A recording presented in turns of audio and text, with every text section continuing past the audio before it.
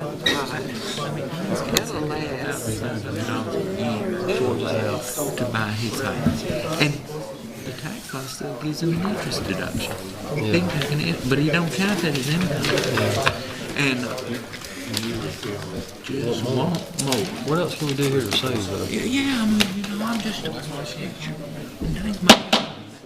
Yeah, that ain't too bad in Monroe. Call the meeting to order. Let the record reflect all council members present. We'll move into our department report, starting with code. Thank you, Mr. Mayor. Code department report covering inspection of 20 September. We had a total permit position of 38, had $5,252 collected in permit fees. Had 7 new businesses, business licenses. Unfortunately, we had 5 that closed, but still a net gain of 2 businesses in the city.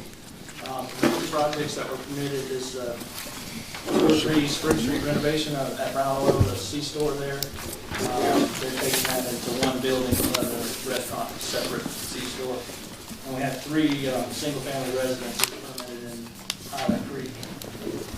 Major ongoing projects, medical office building at West Spring Street at the hospital, and Dollar General on East Spring Street.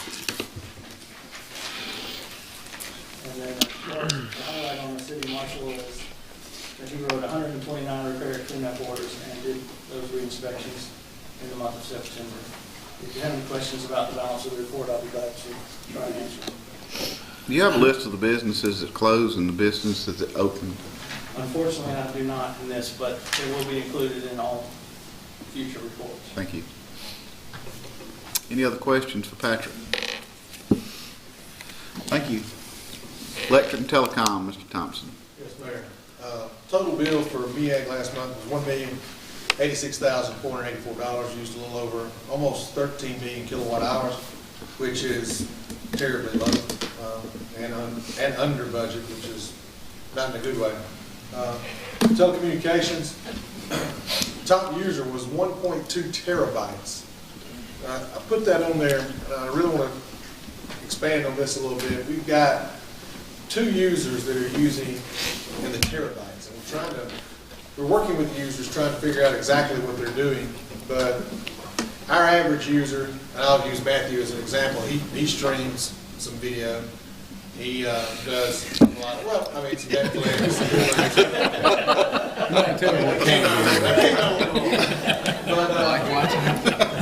we use about 300 gig, close to that last the month. 30 gig. Something like that. Yeah. And then I've got an employee, that's all he does is watch Netflix.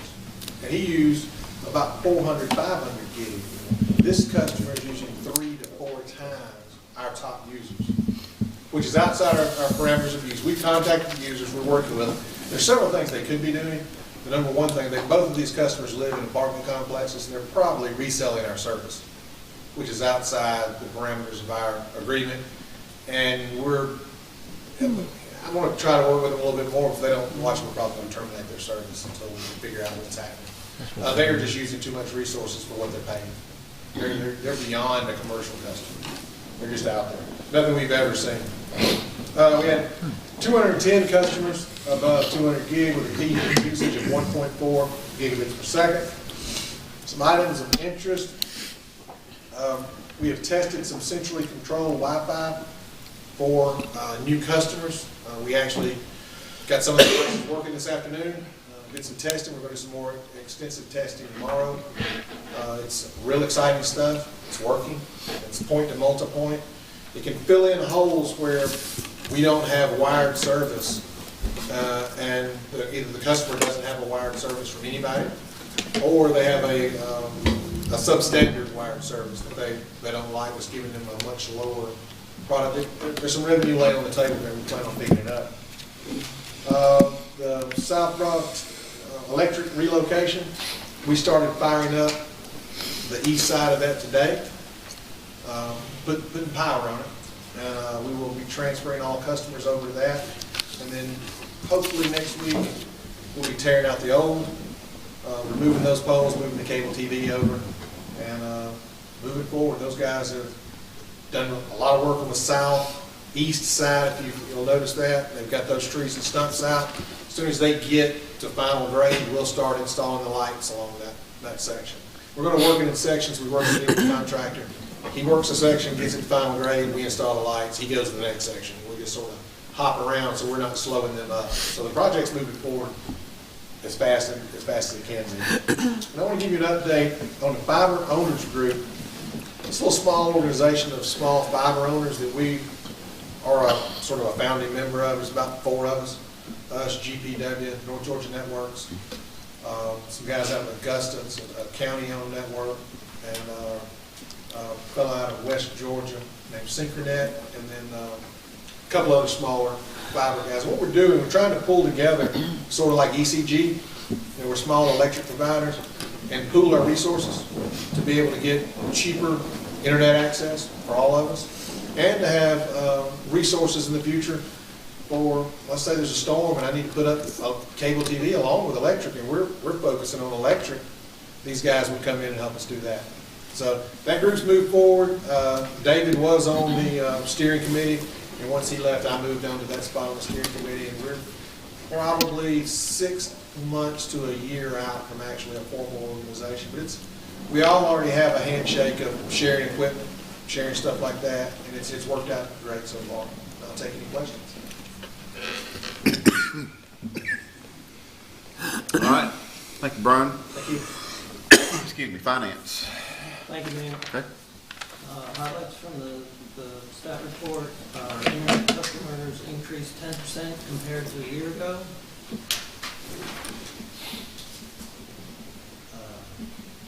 Property taxes are starting to come in, and they are tracking about what they were doing last year at this time.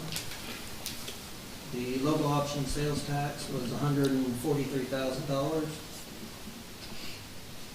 And Renee went over the financial report at the budget workshop, so if you have any questions on that, I'll try to answer them.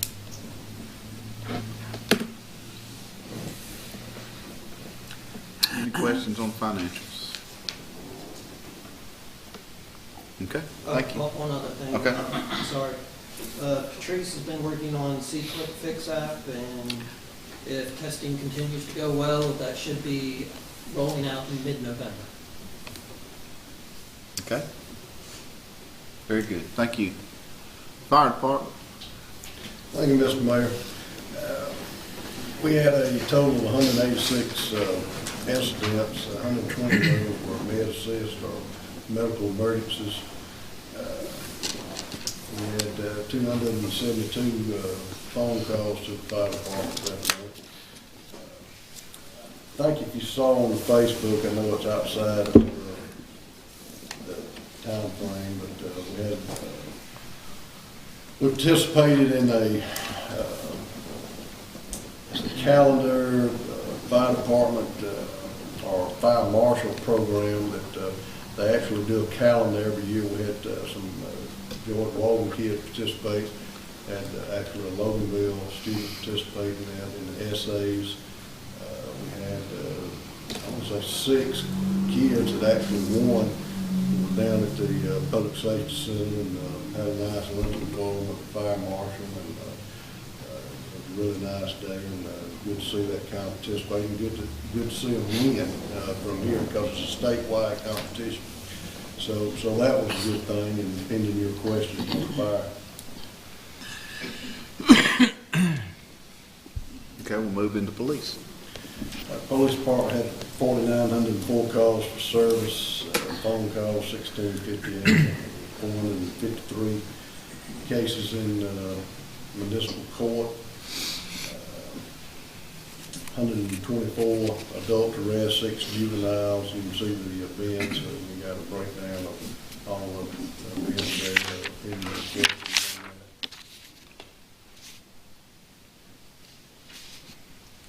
Okay, no questions for the chief.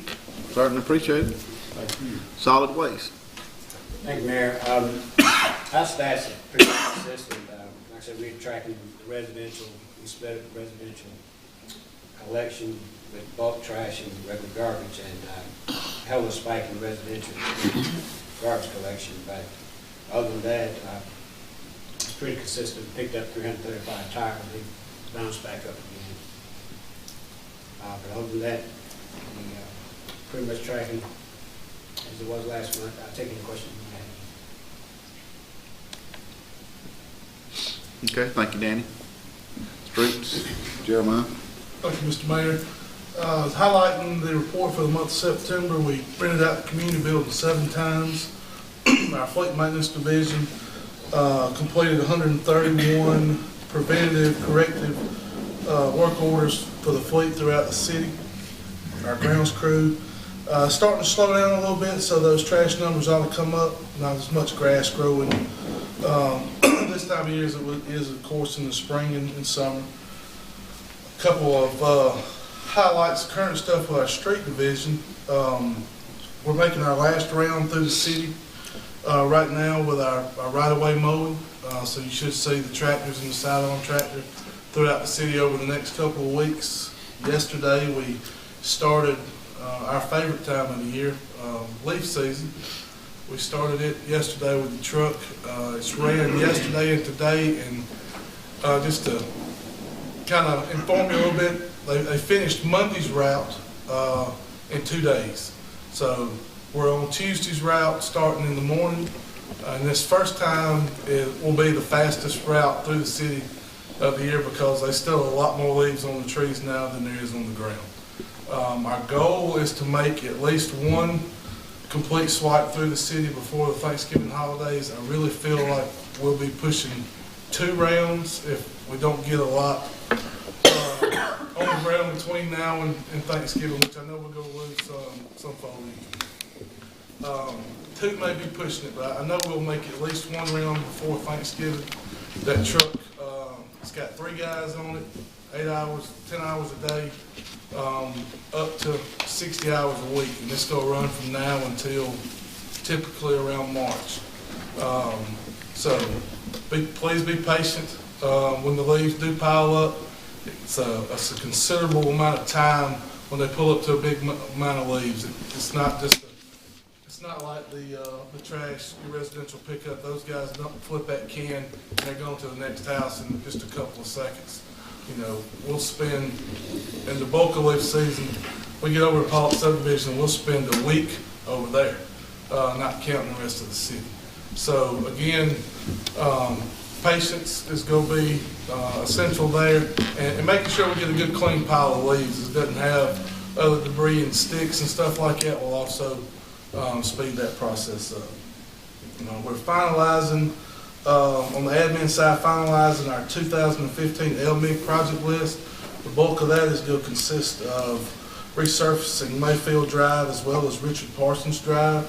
We've completed an extension of Richard Parsons, but we're going to wait until next spring to top the entire street of that out.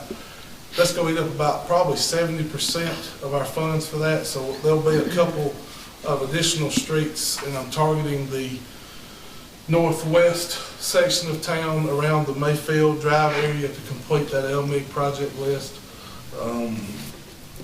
One other thing we focused on in the last week, this week, and the next week is winterizing our fleet, going around making sure we're good to go for the winter months. And adding to that, luckily we have received way ahead of the game our salt for this winter. We're very fortunate to be able to get that. We were at one point thinking we couldn't get a quote to purchase that salt to mix with our gravel for our de-icing and our winter maintenance prevention stuff. But that came in at the last minute, and we're very thankful to have that. Outside of what's in the report, I'll be glad to take any questions. Just a suggestion, as you get ready to do this last mowing of the year, if maybe you could talk to the chief, or if we got anybody to pick up trash, they can either go ahead of you or behind you. Okay. Because when that mower gets in the tall grass, we chop up a lot of trash out there.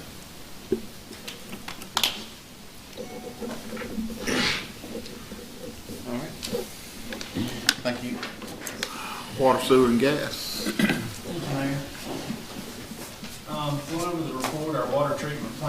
processed 74 million gallons in the month of September. You'll start seeing that go down as temperatures cool. Water distribution, we had 709 work orders. That's counting checks and whatnot on the meter change out, going behind and figuring that out, what the contractors actually do as far as work orders as well as us. Responded to 65 service calls. We actually fixed 48 leaks in the month of September, which was the most for any month this year. Meter replacements were 1,679 for the month of September. Total, we're a little over 3,300 for the entire process. We're waiting on meters to come in right now. That's an issue between the contractor and the company supplying the meters, but they should be here at the end of November, sometime around about there, and we'll be finished hopefully by the end of the year with residential meter change outs. We also added one service on water, and we installed 450 feet of pipe, which kind of correlates to the 48 leaks repaired. The wastewater plant treated 42.3 million gallons for the month. Our collection crew responded to, or had 10 work orders. They're currently pipe bursting on Belle Meade. They worked till about 6 o'clock the last 2 evenings, pulling in 2 runs of about 600 to 700 feet. So we're making good progress. Should be done there sometime next week. Natural gas, we sold a little over, or almost 12,000 MCFs in the month of September. We had 65 work orders. You see our 14 leaks repaired, and you go back and look at the last couple of months, we fixed 12, 13, and 14. That's got to do with our leak survey that was completed. Going through repairing all those, which they finished. To date, we've replaced a little over 700 meters and ERTs on the AMR change out on the gas in-house. We've got roughly about 900 left. All of those meters are currently in stock. The ERTs are on order. So they should be here, and we should have that finished hopefully by the end of the year as well. Stormwater, we had 5 work orders, installed 180 feet of pipe. You can see that they cleaned and cleared 876 basins in the month of September. We're working on Woodland and Plantation right now on a project that we brought before you, I think about a month ago roughly. We should be finished with that in, I'd say probably about 2 weeks. And the training academy, actually we had the biggest month we've had year to date, excluding January when we had the big on-site training of a little over 200 employees. We actually trained 90 people in the month of September. That was on-site and off-site.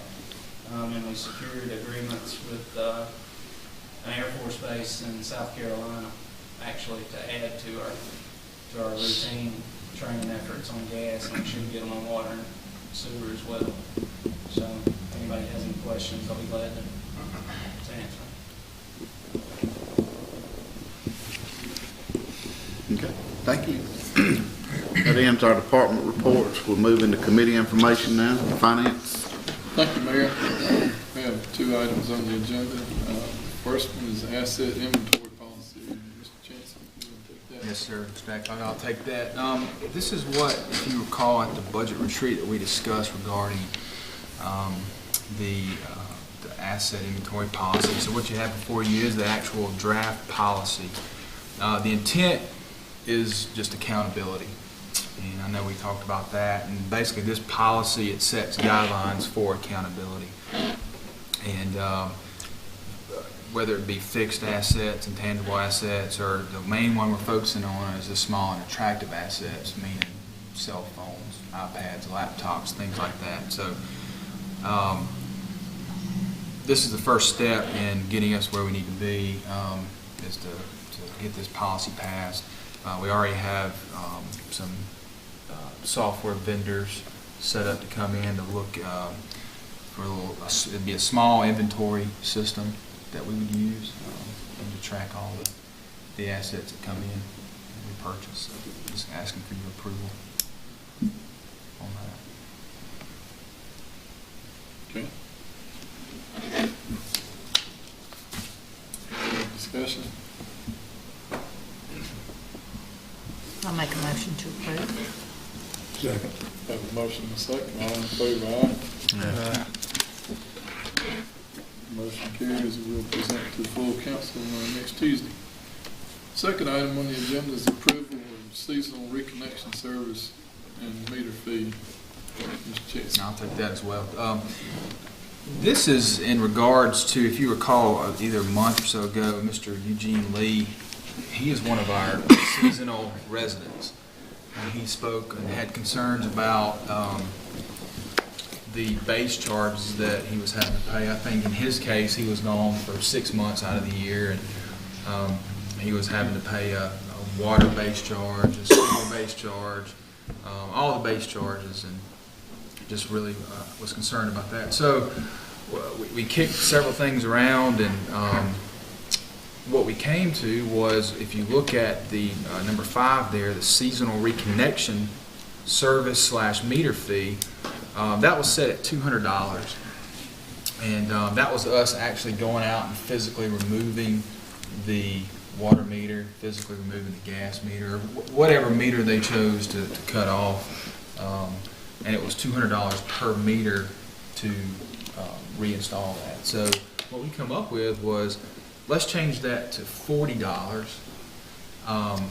And so say in Mr. Lee's instance, he can come in and he can cut off water and gas, and what we do is go out and just place a lock on the water meter and a lock on the gas meter. And what he would do is come back in and just pay $80 to reconnect those 2 meters. And what that does is that saves him base charges for water and sewer as well, without us having to go out there and physically remove a meter or anything. So that's what staff's recommending.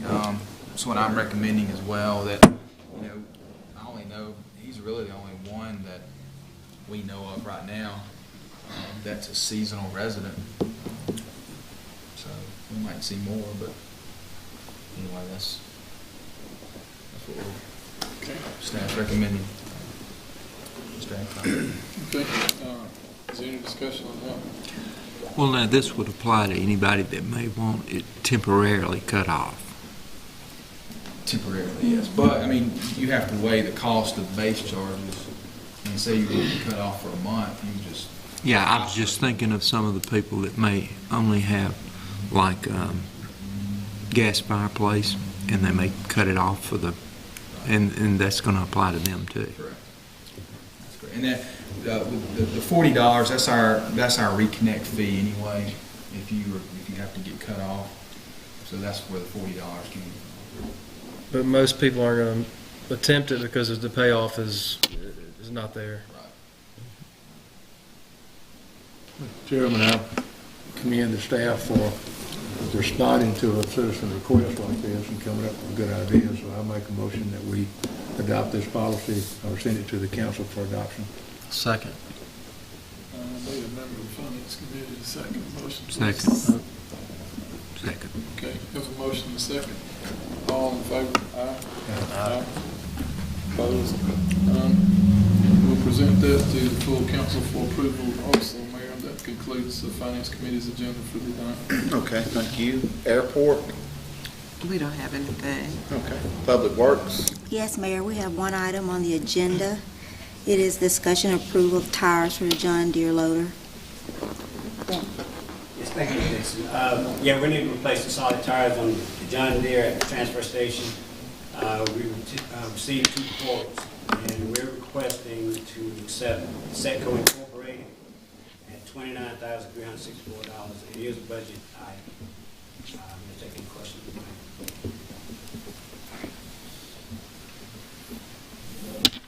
How often do you have to replace those tires, Dan? Lifespan, the last 2 years have been between 14 and 15 months.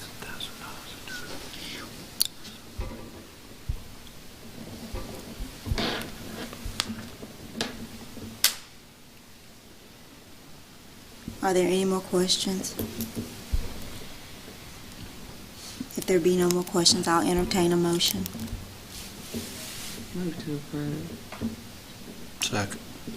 It's been motion and second. All in favor? Aye. Opposes? It's been motion and second. We'll take this recommendation to the council next week. Thank you, Mayor. That's it. Thank you. Utilities? Thank you, Mayor. Discussion of the water rate study, are you gonna handle I'll that? actually Or you take gonna that, handle it? Mr. Little. If you recall, also at the budget retreat, Stevenson and Palmer was this little small engineering firm. I think they have a couple locations here in Georgia, but they currently do work for cities about our size, maybe a little bit smaller. I know Commerce uses them, City of Hampton, City of Dallas, and so on. But what I want to propose is we have them come in and just study our water rates from a third-party standpoint. You know, if you recall, we did it last year internally and came up with some suggestions, but you know, we feel like for what they can come in and do it for, it kind of gives that third-party stamp of, you know, are we doing it the right way, or do we need to make some small changes and whatnot? So they have put together a proposal not to exceed $7,500, and I'm just asking for that approval, and you can see the attachments of the proposal letter as well as their hourly charge rate for the positions. They use and they work with QS1 software, which is what our utility billing software is. So they're very familiar with that, and they can build their models off our current data. And that's why I think we're getting a fairly reasonable price here. Okay. Any other discussion, any other questions? Is there a motion to approve us taking on the water rate surveys? A motion, is there a second? Second. Motion second. All those in favor say aye. Aye. All right, we recommend that to council. Approval of a drainage repair item on Pine Circle. Yes, sir. Thank you. To kind of give you a brief summary of what's going on. Years back, there was a storm drain structure that was actually put at the corner of the house. It's probably about 8 feet deep and actually sits at the corner of the foundation of the house itself at 400 Pine Circle. Over years of water coming down the hill, the way the land slopes and everything, it had basically started washing out at this structure, which has caused the foundation to start to settle. We had a structural engineer come out, and they took a look at it and determined that it was because of the storm drain structure that was installed so close to the foundation of the property. From there, we talked to an engineer, had a surveyor come out. We rerouted the storm drain structure and brought it away from the house. We removed the old structure and backfilled with concrete everything that was there to get the runoff basically away from the house itself. But the way the house was sitting on the structure and the way the foundation had dropped, it had started cracking the brick veneer, and the foundation itself, once again, like I said, settled a little bit. We had these two companies come out and take a look, and their suggestion was something that's called a foundation anchor, where they go in and install 7 anchors into the foundation to basically support it and push it back up to keep it from settling further, because they'll put them so far in the ground. And that's pretty much what this entails. The 2 quotes from Trotter Company and AquaGuard Foundation. AquaGuard being the lowest at $9,010.75. The homeowner was on site for both companies when they came out and took a look at it. He's happy with the solution and very happy so far with what we've done with the kind of the changing of the stormwater structure itself. So we were asking the committee and council for approval to move forward with it. Now, I understand that the corrective action on rerouting, it assures this won't be a problem in the future. According to the engineer and the surveyor, yes. And the way the slope of the land is, it gets the water away from the house. So that's the most important part. So yes. Where's this money coming out of? Water sewer. I know it's not a budgeted item. It was not a budgeted item. We save on some of the rerouting of the storm drain ourselves.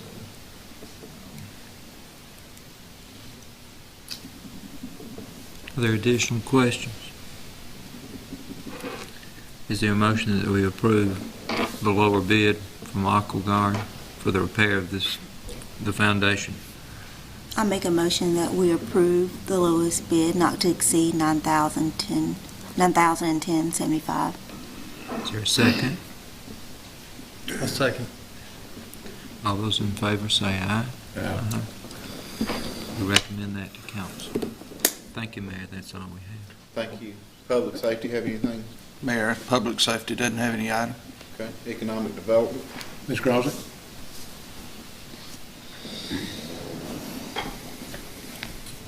Good evening. So a couple of things. Two things that apply to our state level economic development. Georgia was named again #1 by Site Selection Magazine for Best Business Environment. And they were also chosen #1 best in class by the International Economic Development Council, which is a survey of corporate executives. And they were ranked #1 in CNBC's annual rankings of states to do business. Now, the reason that's great for us is a lot of the economic activity that has led to these designations happen in Walton County or next to Walton County. It's good for us in the city, and it just continues to play into that growth is coming this way, and we continue to have success in marketing our industrial sites in Monroe and in Southern Florida. We should see more growth, and that's going to bring more growth even on a smaller level for small business in downtown. Which hopefully you can see that there's more energy and excitement and new businesses coming. So that's all great news, and that's kind of big and macro, but it does affect us on a smaller level. Also want to let you guys know that we wrapped up the first round of questions on the myfuturemonroe.com. And I have, there are 4 questions. 2 were polls where you kind of vote for provided categories. And then another was idea submission. The idea submission is much more, they're large reports because everyone had something different to say. I'm going to be combining all those, getting some things, and I'll put that to you. But I brought first, and I'll give this so you can pass them around, the poll results so you can see what they voted for. So you can take it and read it. If I pass it. One was a question for locals, what do you love about Monroe and calling Monroe home? Another was what were some changes, what were some things you'd like to see to attract visitors?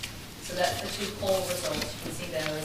Also gives you a generalization of who was engaging with the information. We had over 5,800 unique, 5,800 page visits, so close to 6,000 page visits during the month that we were running those first questions, and we had almost 2,000 unique page visits. So that's a lot of engagement for just a public forum. It's a lot more than we see for our public meetings and gatherings like that. So we're pleased so far with the engagement. We hope now we'll continue to grow. And our economic development community team is going to be using this data to kind of go with their ideas that they will present to council at the end of their year of volunteering on that community team.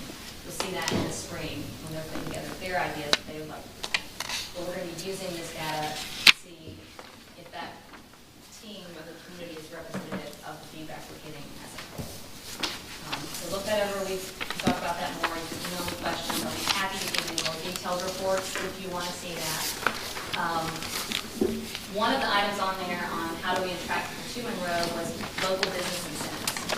And so the great news is we're already working on a new program through DDA and the Downtown Development called Boost Monroe. We borrowed this idea from Milledgeville, but I want to also pass out these little brochures so you can see this program.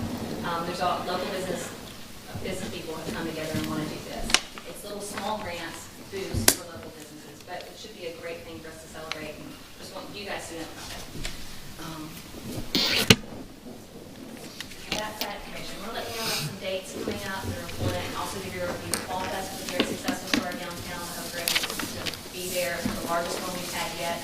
It's also the most money we have spent on a Fall Fest event, but it's definitely broke even, and we're able to raise $3,000 for the dog park with the race that we did in children. So we're very pleased with the turnout for Fall Fest. It was a beautiful day in downtown. A lot of wonderful feedback from local owners. We're very pleased with that, and we're excited about the holiday season. It's very helpful having Leanne Walker working alongside me and having volunteers all throughout downtown that make these events better and better.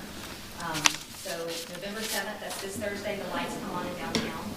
We'll be having an art wall featuring the 4 sculptures I'm sure you've seen that are now installed with Sculpt Monroe, and other local artists with the art field will have art in downtown businesses. So we'll stay up late with live music, the art wall. And also want to let you know that another presentation of Monroe Then and Now with Steve Brown will be happening November 16th in this room. So not this Sunday, but a week from Sunday. This is part 3. He did part 1 in the Wayfair, and they filled that up. He did part 2 here, and this was full 2. So we're excited to keep doing that. It's raising awareness about the history of Monroe and kind of laying the groundwork for the museum that they're wanting to open beginning of next year. So November 16th is Monroe Then and Now. November 17th, that Monday night, is our sponsor appreciation dinner. All of you should be getting invitations to that this week if you haven't gotten it already. I'm letting you know, I would love for you guys to be there if you can. We're going to be awarding Business of the Year, the Golden Hammer Award, which is for downtown improvements to buildings, and Volunteer of the Year. The reason these are important is that it helps to celebrate good things that have happened. And so you can vote for Business of the Year for downtown. Go online to monroedowntown.com/vote. But also, when we reward people that are doing it well, it helps to keep that momentum going forward. And then, speaking of people doing it well, November 18th is the ribbon cutting for the Project Road Share Trailhead. That's the map stand for the cycling routes in partnership with the Walton Wellness. We received a grant from the Walton County Foundation and the Walton County Health Care Foundation for that. And that's completed. An Eagle Scout did pavers on the bottom. It's right next to Old City Hall. And so we're doing a ribbon cutting on the 18th to honor the Eagle Scout and just raise some more awareness for that. We're also going to be partnering in the spring to do an economics of cycling luncheon for some state leaders that Dee Harrison put together. We're going to partner with her. We want to host it in Monroe and showcase Monroe, and just the economic, catalyst that's happening with cyclists coming here. We have the Agro Cycle Tour. There's a ride through Good Hope. We have the Tony Serrano ride. It actually brings thousands of people to this area just to ride bikes because there's low traffic and beautiful scenery. And eventually they will stay and eat and spend more time here. So we want to capitalize. Happy to answer any questions you may have. Oh, there is one other economic development initiative that we're working on, trying to get all the kinks worked out, and that's customizing commercial deposits to be reflective of the business use. We've done that for 3 different customers so far, and it's gotten great response. And that's one way we're trying to be more business friendly. And it takes more work on our end, and it takes more work from the ladies having to do the billing, but it offers a higher level of service that most communities don't, most power companies don't. Any questions? Oh, Sadie, the ice skating rink, were you able to get everything clarified in reference to?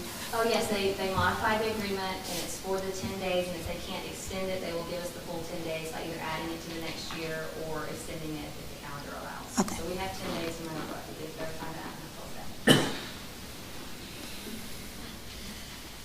Thank you very much. Thank you. All right. Is that all? Okay. Move into the items of discussion for next week. We have a public hearing upcoming. Patrick, you want to say anything about that? Yes, sir. Thank you, Mr. Mayor. This one y'all are all familiar with already, 208 South Broad Street. It's a conditional use application. They're looking for an additional use as a car lot. I know you all are familiar with this already, so I need to go over this unless anybody has any specific questions or concerns that I can answer and shed some more light on it. So, Patrick, would you just maybe verbalize a little bit why the basis for the Planning and Zoning Commission's recommendation opposed to that? Well, basically it was because several of the requirements of getting a conditional use weren't met. Some of them I can refer to my list here so I don't make any misstatements.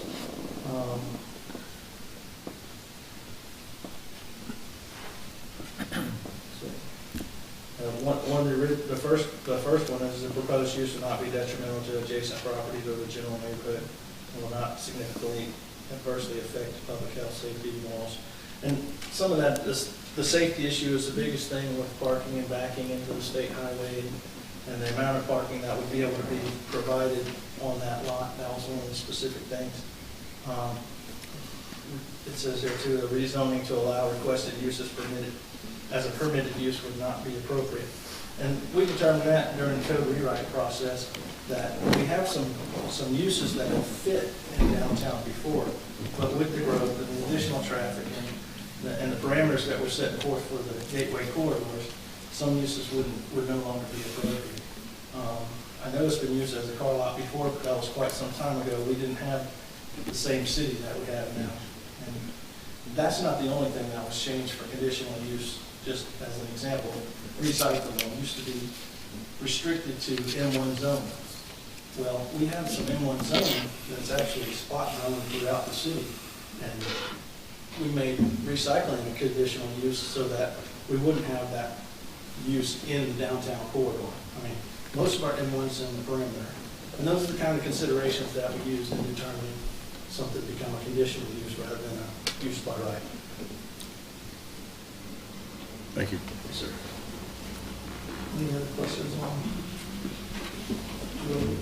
Broad Street?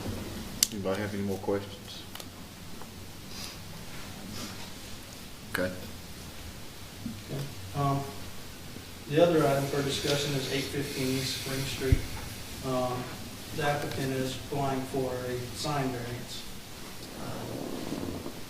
We are recommending to deny the sign variance based on the fact that we just recently changed our sign ordinance, and these may have been allowed previously, but it no longer fits in the scope and the size of the signs that we're looking for, again, in our gateway corridors. You can see that the square footage on one sign is approximately 30% larger than is currently allowed, and the other one is basically 100% increase. It's allowed 75 square feet, and they're asking for 150. It's not what we redid the zoning ordinance to accomplish, so that's why we're going to be recommending for denial. And what business is that? Oh, I'm sorry. Dollar General. My apologies. Yeah, that's the new Dollar General. Patrick, I noticed that's going to be a vinyl front. It's going to be brick front and steel sides. Okay. No. Okay, that's better. I asked them in the process of all of this to work towards our new gateway corridor ordinance, even though they applied prior to the adoption of it. So they did. Okay. No, they didn't, which is another reason why I'm not particularly interested in granting the variance on signage. Because, if we could have worked together, it might have been a little bit better, but we can't get any consideration. I don't know why we would give them something beyond what we just adopted.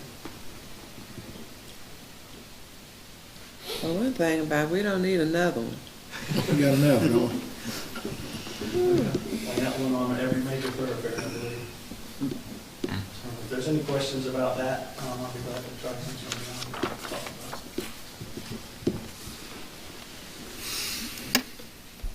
Okay, thank you, Patrick. Yes, sir. Thank you.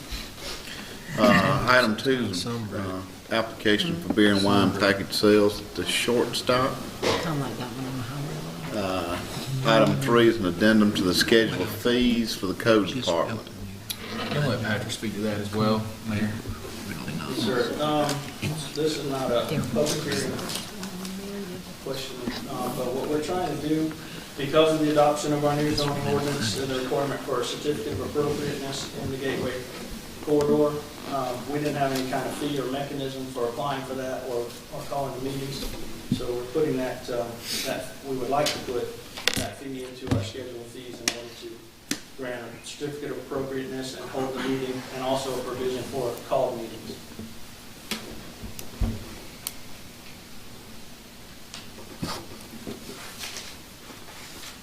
Okay, any questions about that? Okay, and item 4 is a resolution for spot basis slum and blight. Mayor, what this is just a resolution, and Sadie, if you want to speak to it as well, if you have any questions, she can probably answer it better than I can, but this is tied to the grant that DDA is applying for, the $500,000 for the delivery stable project, and basically you have to declare that particular parcel as slum and blight is just part of the application process. So you can probably. It's, the redevelopment grant is the purpose of it is to eliminate slum and blight, so you have to designate properties with the grant, and that's on the flight. Okay. And it is. Okay, with no other business, we need a motion to adjourn. So Scott, second by Ms. Malcolm, all in favor? Any opposed? Meeting adjourned. Thank y'all very much. Check out the election.